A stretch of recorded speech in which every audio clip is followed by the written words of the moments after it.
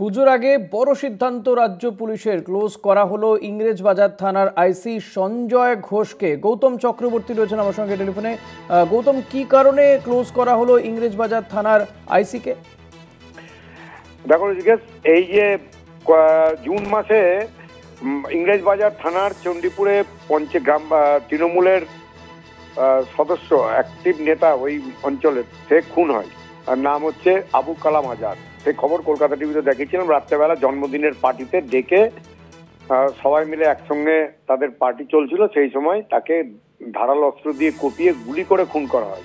তার একমাত্র সাক্ষী ছিল ওই একই ঘটনায় উপস্থিত মমিন, এবং সে পরশুদিন রাত্রেবেলা বাড়ির সামনে একমাত্র সাক্ষী, সেও তৃণমূল করে, তাকেও পিছন থেকে গুলি করে। সে আশঙ্কাজনক অবস্থায় মালদা মেডিকেল কলেজ হাসপাতালে ভর্তি হয়। এছাড়াও এখানে প্রচুর বিভিন্ন ধরনের ক্রাইম হয়েছে। তুমি জানো যে 2রা জানুয়ারি বাবলা সরকার তৃণমূলের হেভিওয়েট নেতা এবং দীর্ঘদিনের মমতা বন্দ্যোপাধ্যায়ের সঙ্গী ছিল, লড়াইয়ের সঙ্গী, প্রথম থেকে তৃণমূল করছে যখন, তখনকার সেই তৃণমূল নেতা, তাকে বাড়ির সামনে গুলি করে মারা হয়।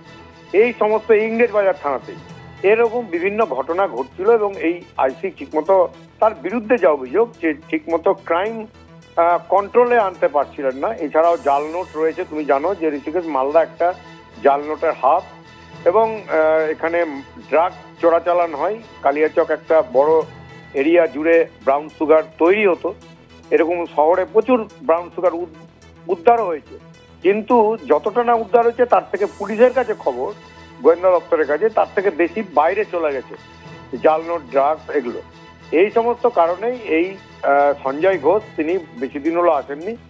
তারপরে একে ঠিকমতো করতে পারছিলেন না, তার আইন শৃঙ্খলা অবনতি হচ্ছিল।